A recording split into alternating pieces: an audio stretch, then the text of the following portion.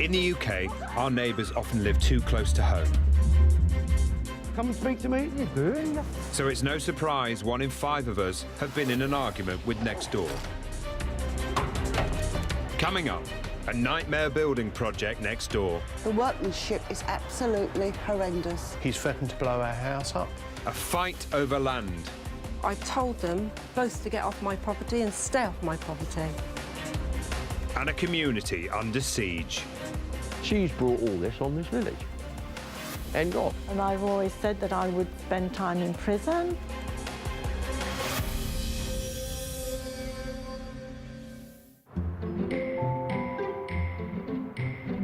A quiet suburban street in northeast London has been home to Tony and Veronica Martin for the past 23 years.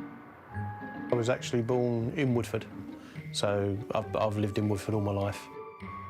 This particular area's got a village atmosphere. Everyone seems to know each other. Very friendly, you can step out the front door. There's always someone to say hello to. People get on with each other. Next door to them is Tariq Ahmed. On the other side of Mr. Ahmed, in her detached home, is Helen Corlin.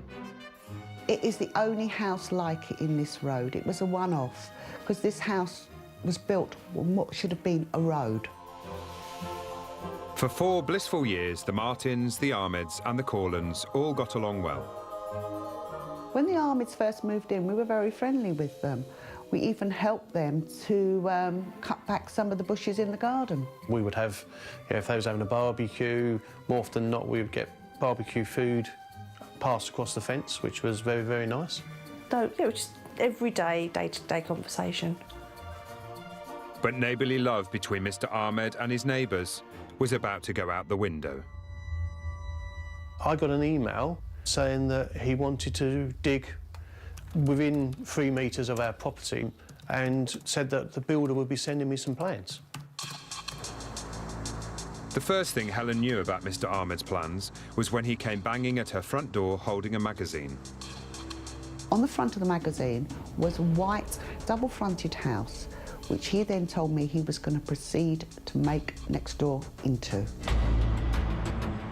It was clear from the picture Mr. Ahmed's plans involved greatly increasing the size of his 3-bedroom end terrace. In his own mind, he was going to make this into an enormous palace that should have been sitting in an acre of land. Much to Helen's alarm, Mr. Ahmed's grand design meant his extension would go right up to her boundary wall.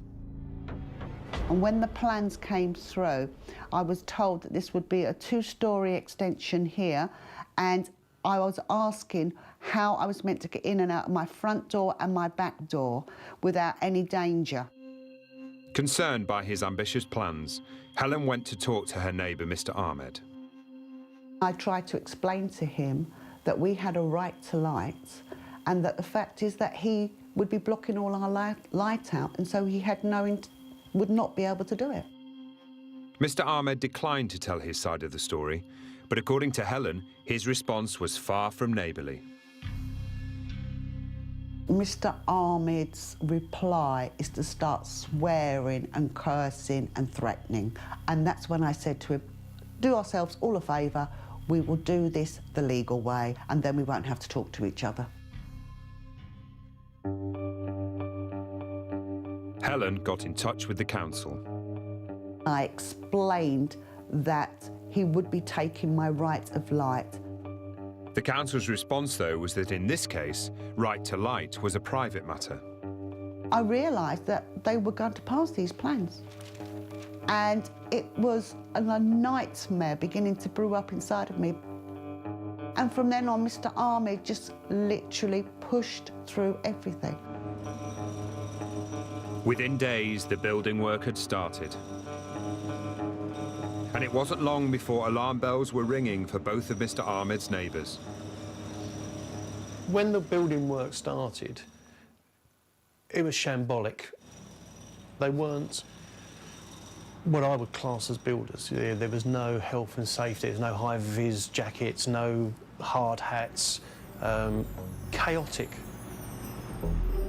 And at the centre of it all, directing the work, was Mr. Ahmed himself. He would strut around like a peacock. He's got the voice, and he'd make sure that everybody heard it. He just walks around so much like a cross between Del Boy and Ali G. The building works were becoming a serious problem. The noise the whole time during the build was absolutely horrendous. No matter what, he was determined to work 12, 14 hours a day on this site. There was no cut-off for us. We felt like we were living on the building site constantly. As Mr. Ahmed's extension progressed, it began to cast a shadow over Helen's home life. You never seem to get the sunshine or the warmth into the house anymore on a nice day. You sort of like always feel like it's winter. Her once light and airy house was now shrouded in darkness. Every day now, I can't even come into this room without having to put lights on. And the distance separating the two houses is just a few feet, or the length of Helen's mum's walking stick. The house still hasn't been signed off by building regulations, and in Helen's opinion, it's unsafe. The war's so dangerous, and we're just left living this nightmare, aren't we, Mum? Yes, definitely. Helen's once happy home was fast becoming her idea of hell. It has not been finished at all. The workmanship is absolutely horrendous. It's even bowing at the top. It makes me feel totally claustrophobic, and I literally feel like the walls are coming in on me. Little did she know, but the nightmare was far from over.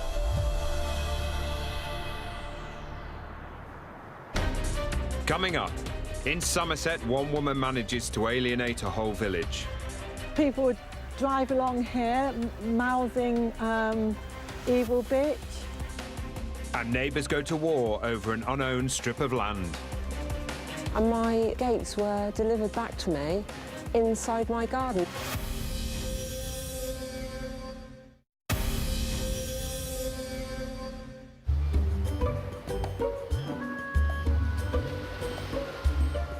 Bournemouth is a great tourist hotspot right next to the sea. But the fight for parking spaces isn't confined to the seafront. Without the off-road parking, you'd be lucky to park within a mile of your house. In the town's quiet suburbs, it's first come, first served. My sister visits me on a regular basis. She has to park in the next road or in the little town, and then she has to walk back. Luckily for single mom Deborah Freestone, parking her car wasn't an issue. She used the end of her garden, which she got to via a strip of unregistered land. This is the back of my house, semi-detached, and there's a side alley there.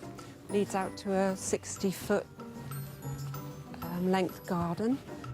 This is the drive here. This is my boundary here, along here. Always parked on here since 1986. And there's a car actually parked where my KA is now. Well, it's part of my life, really.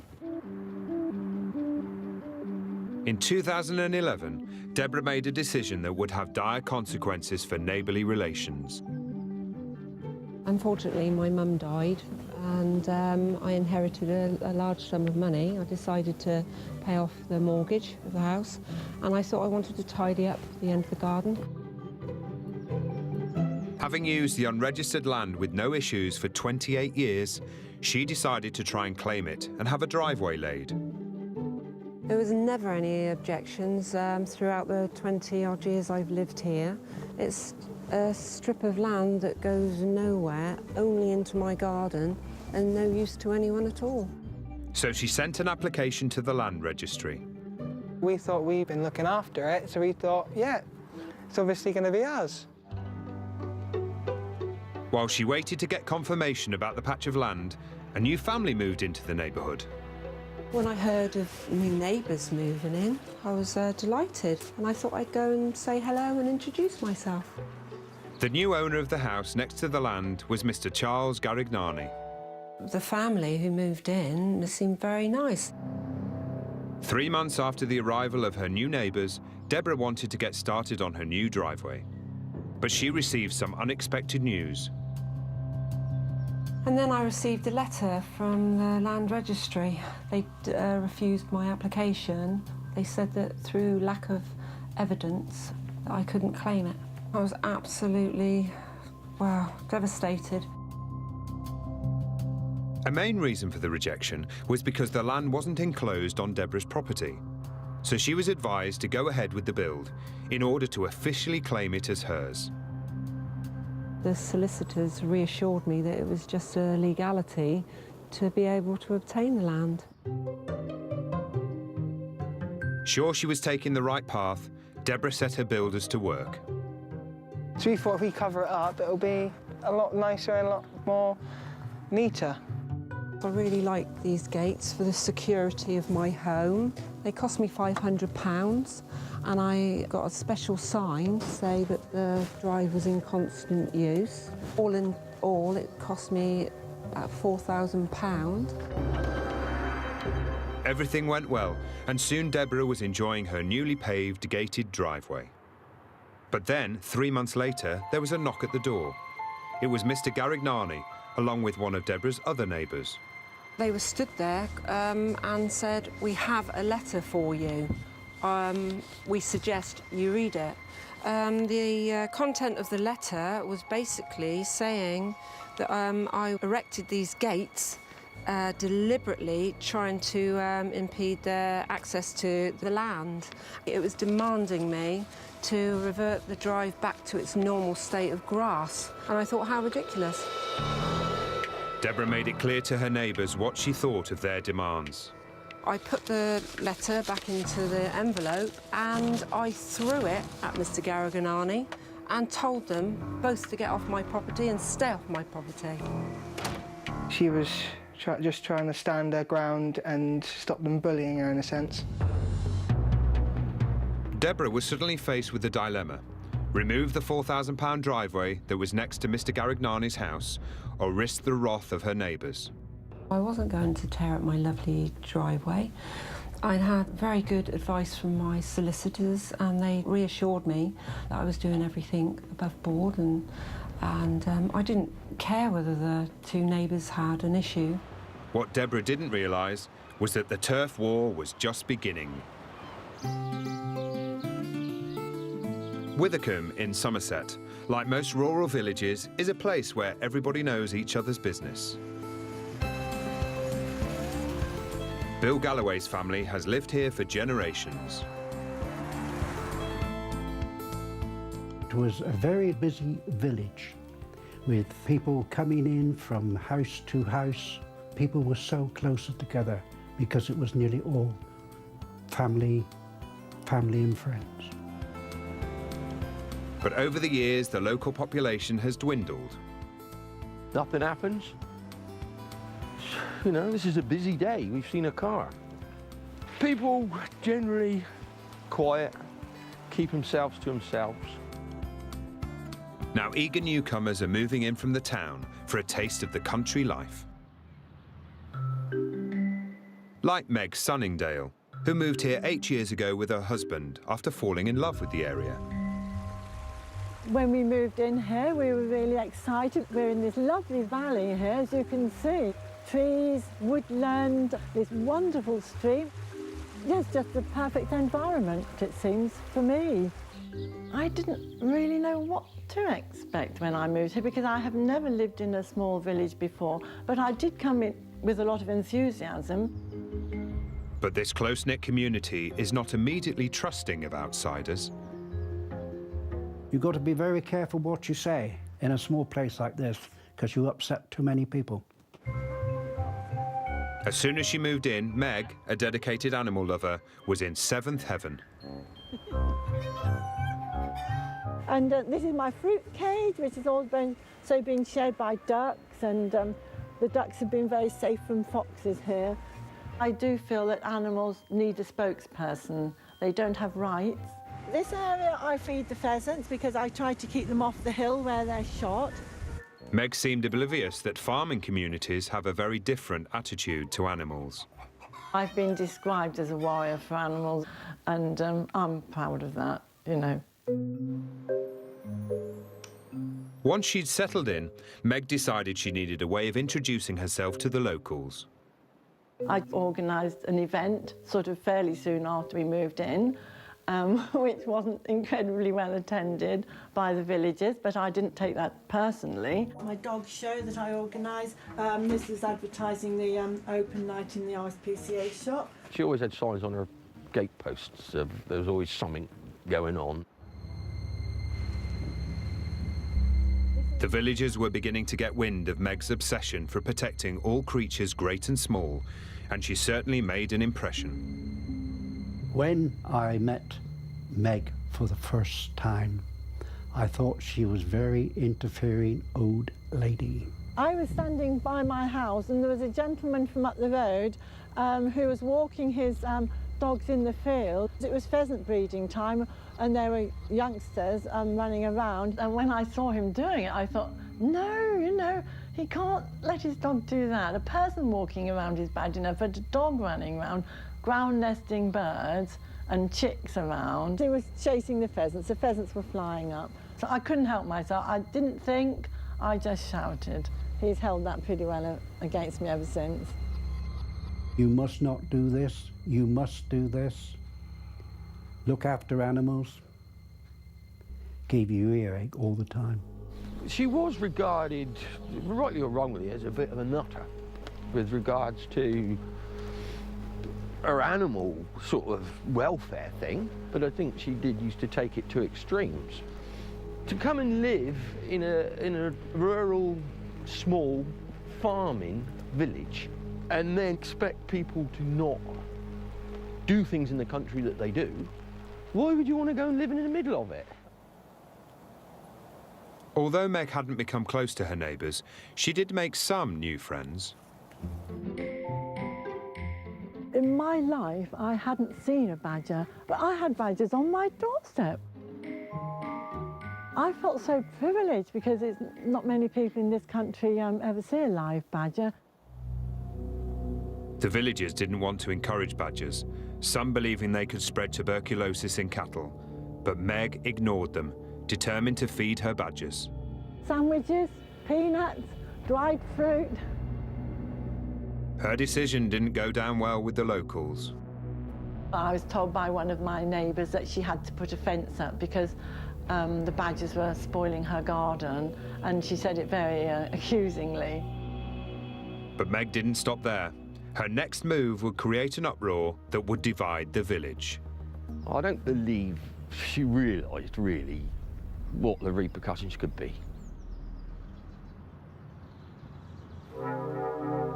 In northeast London, Love Thy Neighbour had turned to hate when one man's desire to create a 5-bedroom palace brought noise, destruction and darkness. It got to the stage that I was frightened to even come out into the garden because there was just builders everywhere.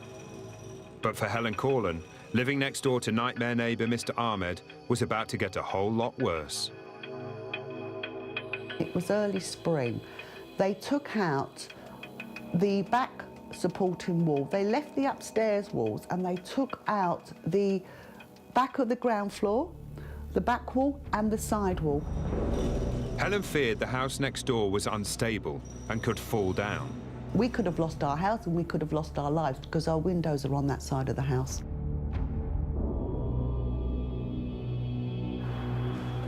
At the front of the house, things weren't much better either, as Tony, Mr. Ahmed's other neighbour, found out. As you can see, this is another piece of Mr. Ahmed's empire. The porch, which was perfectly okay before, was just knocked down. No prior warning, no consideration to us. When they knocked it down, all the rubble and the dirt and everything come onto our land. They didn't do anything to protect our wall, so it got soaked. The other one used to come to here, and it was a perfectly good porch. Again, it's back to that no consideration for us no consideration for our property at all. As the building work next door progressed, Tony began to notice worrying damage to his house. And the first thing I immediately saw was a huge crack, which literally went right across the whole hall.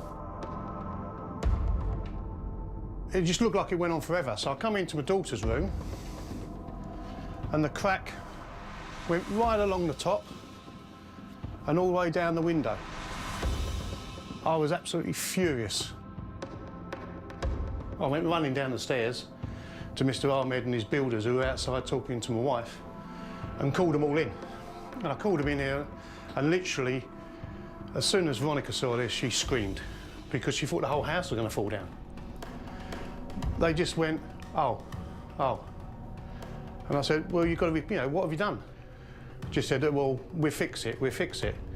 But he just couldn't get the magnitude of the whole thing. And it was just no remorse. It was like, oh, what, so what?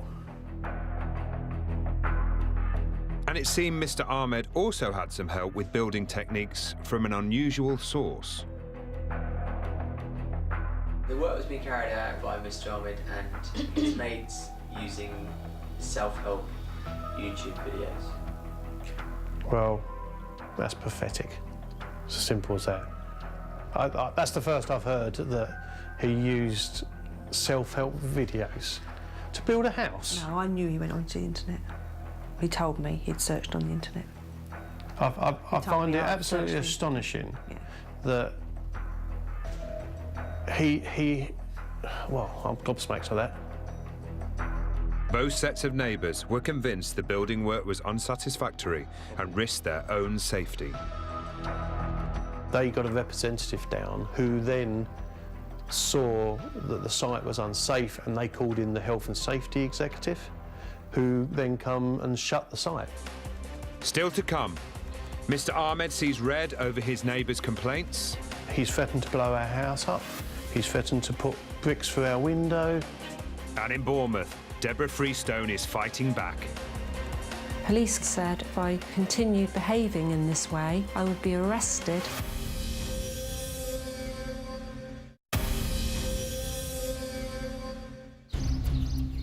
In Somerset, new arrival Meg Sunningdale's love of animals was beginning to alienate her from the neighbours. She was regarded, rightly or wrongly, as a bit of a nutter.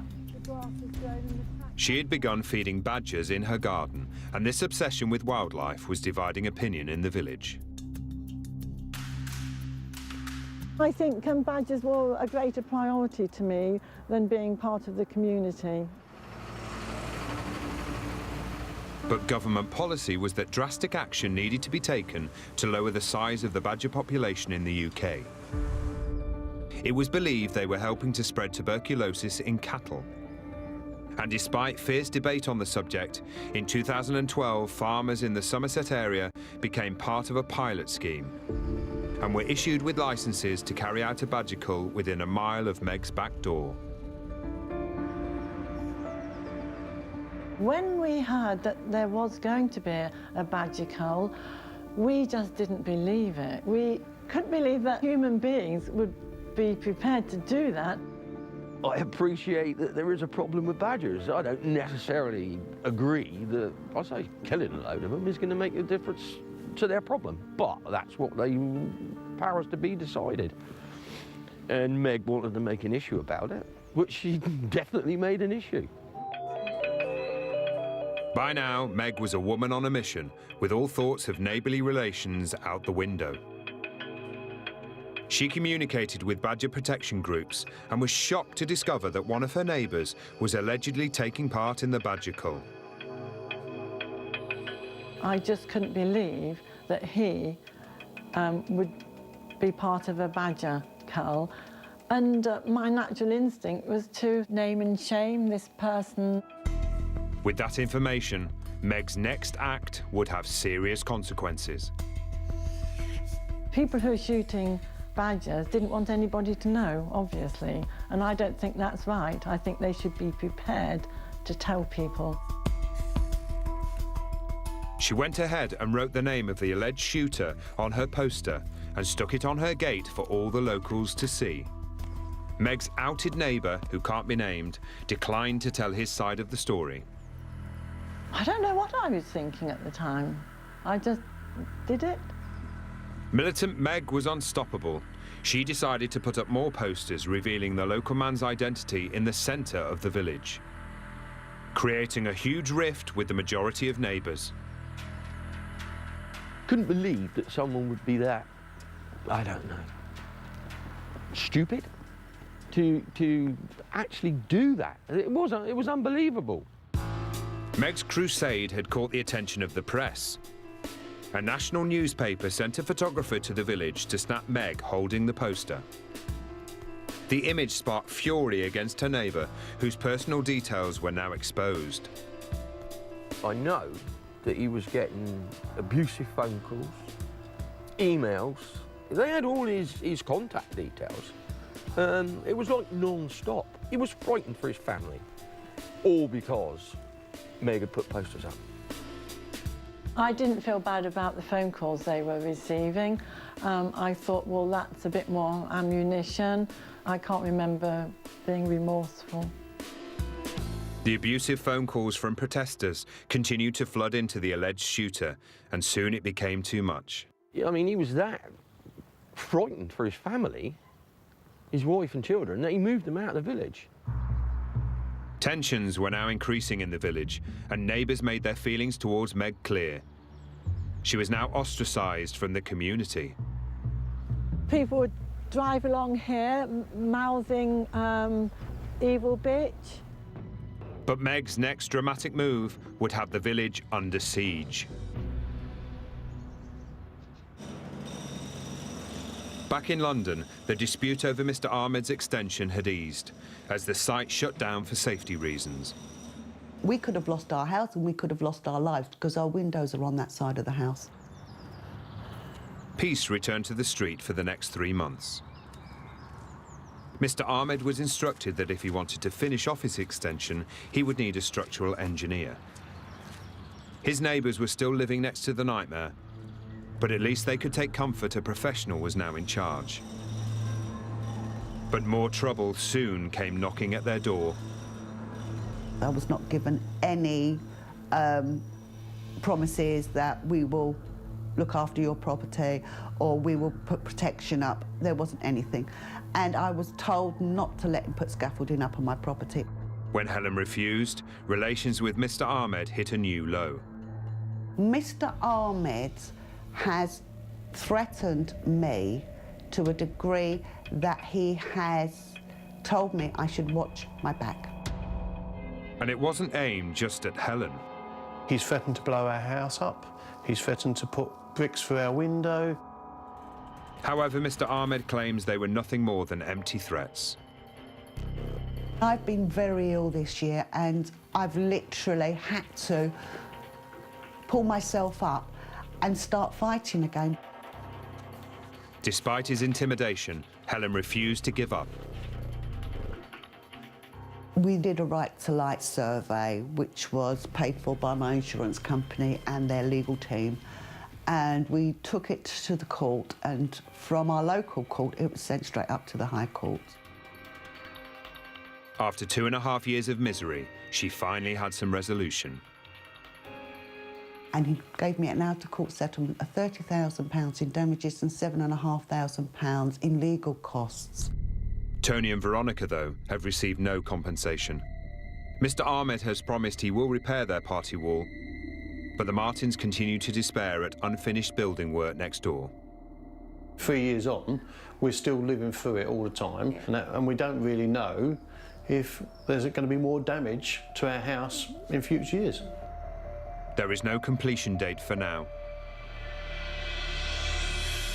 It's like your worst nightmare, but the only good thing about a nightmare is you're going to wake up sometime. We wake up and it's still there. But it appears the cracks in these neighbourly relations may never be mended. I'd like to be on speaking terms with them, but you can't. My relationship with Mr. Ahmed is non-existent. I do not even acknowledge his existence. He's ruined everything we've ever worked for.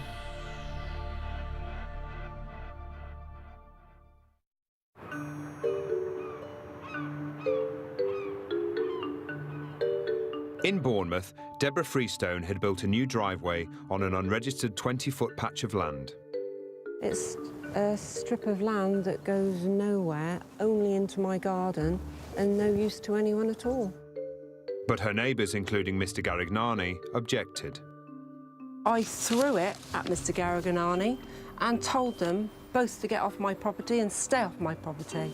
By now, Mr Garignani had indicated that he wanted to put in a claim for the land. Months passed without incident, and the land remained unregistered. But the peace was about to be shattered. I just finished work and I drove home, and as I approached the drive, I realised my lovely gates had gone. And I inspected the post, and it had actually been sawn off. And my gates were delivered back to me inside my garden and all piled up, resting up against my fence. Mr Garignani had removed Deborah's new gates. Just then, I looked down the road and Zach was coming down. Well, you couldn't believe it, could you, Zach? No. He'd done it. The emotions were just like, it was anger, then frustration, then upset. I phoned up the police and I said, in a mood, I feel like throwing a brick through his car window. Also, I said he was a Polish git, because I thought he was Polish around all that time. And apparently it was discrimination, racist. They said that my phone call was very aggressive. I said I was annoyed, but no, I'm not an aggressive person. They had that on record, and they kept that. No, I went to his window and went, Charles, can you come out? I want to talk to you, I don't know what's going on. 2 squad cars ran from there to there and went up to me and went, can you please move? So he was too scared, a coward, to confront us and told the police that he was being intimidated by a 15-year-old and he was acting in an aggressive manner. And we thought, no, we're going to put them back up for our privacy. Deborah and Zach put the gate back up, this time on their own boundary. A turf war was now declared between the once friendly neighbours. 3 months later, Deborah's friend and neighbour, Pamela LeBlonde, was to become witness to another event. I was sitting in the chair and I heard shoveling going on, which seemed unusual, and I had a look out of the window. There seemed to be 2 men digging up the driveway. One of them turned and I realised it was Mr Garignani. And then I thought, get evidence.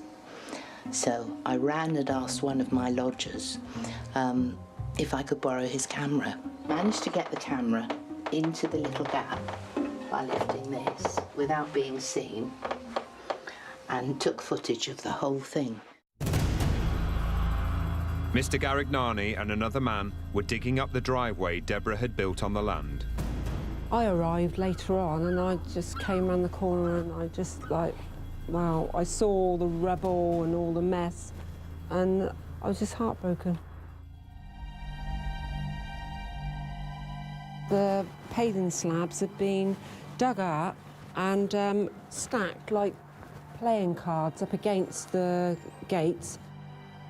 It's all been dug up and ruined, and so the money and my mum's memory has been destroyed for me.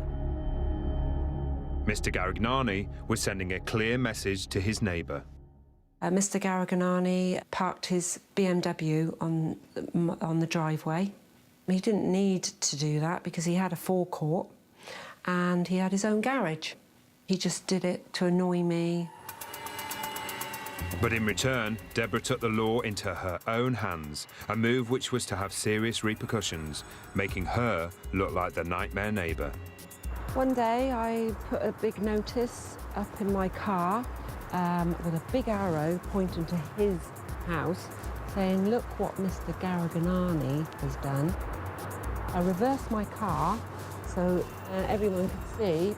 I got in big trouble for that, and the police came round and said, that if I didn't remove it and if I continued behaving in this way, I would be arrested. She did over-exaggerate and get angry. It's in her to try and make sure no one can push her around and push her into a corner. Mr. Garignani alleged that Deborah was continually harassing him, but she felt she was the victim. I was in contact with Mr. Garignani as he sent me letters on a regular basis and often containing threats of removing my car, building walls to block my garden, also saying that I was harassing him and his family and causing them a great deal of upset. As the time went on, Mr. Garignani called the police on me and my son for bizarre things, such as looking in his window, barking at his wife. Neighbourly relations were now in pieces. Coming up, things for Deborah take a very serious turn. To enter a courtroom with a judge just terrified me. While in Somerset, Meg gets a very clear message from her neighbours. And he stopped, reversed, and shone a huge bright light onto us. And I said to him, "You're an absolute scumbag."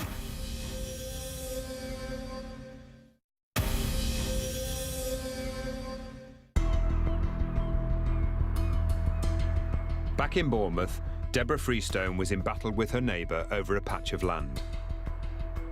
Mr. Garignani called the police on me and my son for bizarre things, such as looking in his window, barking at his wife. After a year of relentless dispute, one day the situation came to a head. I received a court summons harassment through all of Mr. Garignani's complaints against me. It was the police, actually, that brought a case of harassment out on me, and I had to go to court. I was absolutely gutted.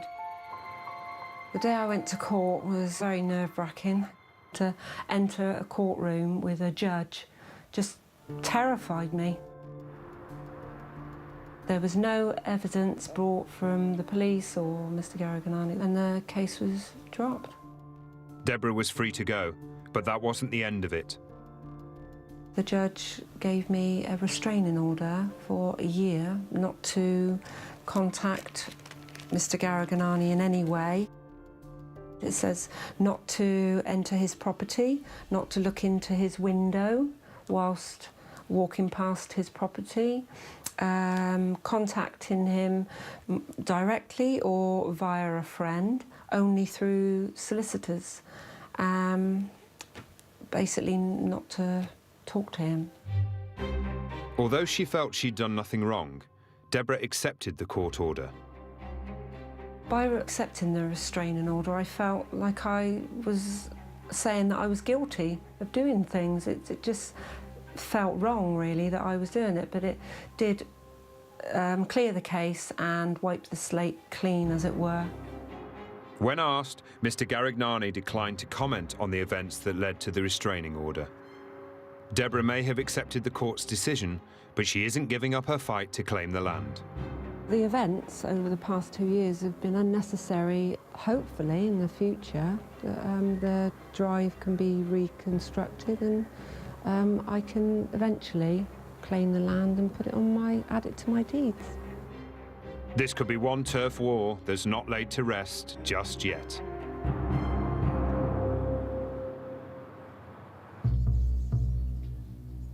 In a quiet corner of Somerset, Meg Sunningdale had created a huge rift with her neighbours over a badger cull. I gradually noticed that people weren't speaking to me. I don't think this is about the animals. This is about the nonsense that came in behind it. Media reports on Meg's opposition to the cull drew animal rights protesters to camp out close to the village. They gathered in the local woods at night. This is the gate that a lot of protesters would have had to open and walk through to this Withicombe Wood. On several occasions there was shooting beside me and I had to use these to make my presence known because I was really fearful. Thanks to Meg's extreme actions, the village was now under siege. Right, this is where I live. This is my place. That is the cover where all the protesters were kicking off. Then they used to congregate under that big oak tree. That's where they used to have a little bit of a shindig. They had no worry about shining spotlights. That's what they were, spotlights in all of these windows along here. Everybody knew about it. They didn't normally start until probably 2:30 in the morning. Just give you time to get to sleep. Started off with the lights, whistle, air horns. I don't need them out there keeping me awake every night. What they thought they were achieving, I do not know. But what they did achieve was to certainly piss us off along here. It's quite loud. It needs to be. My response to people who are complaining or have complained about noise in their village, my response to that would be, what about the noise the shooters have been making? Locals were unimpressed by the protesters' tactics, which were fully supported by Meg, whose loyalties to her neighbours were by now long forgotten. I think badges were a greater priority to me than being part of the community. At odds with the rest of the locals, Meg's naming and shaming tactics ended up with the police being called. Fine, yes, come along to the police station. What an experience. Meg was cautioned for exposing the personal details of the shooter. I'm quite proud to have a caution for badges. Not a problem. With the village now overrun with protesters, Withycombe was more like a war zone, with unrepentant Meg right in the thick of things. We were spotted by a shooter returning home, and he stopped, reversed, and shone a huge bright light onto us, really dazzling, like a floodlight. And I said to him, "You're an absolute scumbag." But he sort of didn't say a word, and he drove on. The next day, I had 3 bags of dog excrement in my garden. I thought, what can I do with this? What Meg did do was return it to one of the neighbours who she believed may have been involved. And she left a very clear note. The note said, if you feel the need to shoot living targets, maybe you ought to join the army. And, oh, no, probably you would be too cowardly to be on the other end of a gun. It's quite inflammatory. Yes. Nasty. The neighbours' response was to call the police. They said, you had better not do it again. I promised not to do it again, and signed a little thing, and that was that. After 6 weeks, the cult ended, having failed to reach its target. The protesters finally left Withycombe. But the ill feeling between neighbours and a now isolated Meg festered. I don't know what reputation I had to start with, so I don't know about ruin, but I certainly have a very bad reputation now. Do I feel any sympathy for her? No, I don't. I believe she's brought everything on herself. For now, Britain's badgers can breathe safely. But there is one casualty in all this. I think maybe a small village isn't the place for me. With Meg selling up and moving on, it seems she won't be missed in the village of Withycombe. I don't think it'll make any difference whatsoever. Except I won't be able to say we've got a nutter living in the village anymore.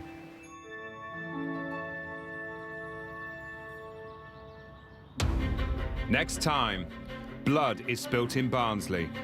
He was coming up the drive here with blood all over his arm. A neighbourly dispute in Scotland tears a family apart.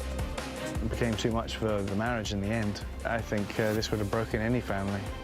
And house prices tumble when squatters move in next door. The estate agent said between 25 and 35% has come off the value of my property. It Takes a Thief to Catch a Thief continues its new series this Thursday on Channel 5 at 8 o'clock. But the law and disorder doesn't end there. Next tonight, it's Can't Pay Will Take It Away new with the final demand.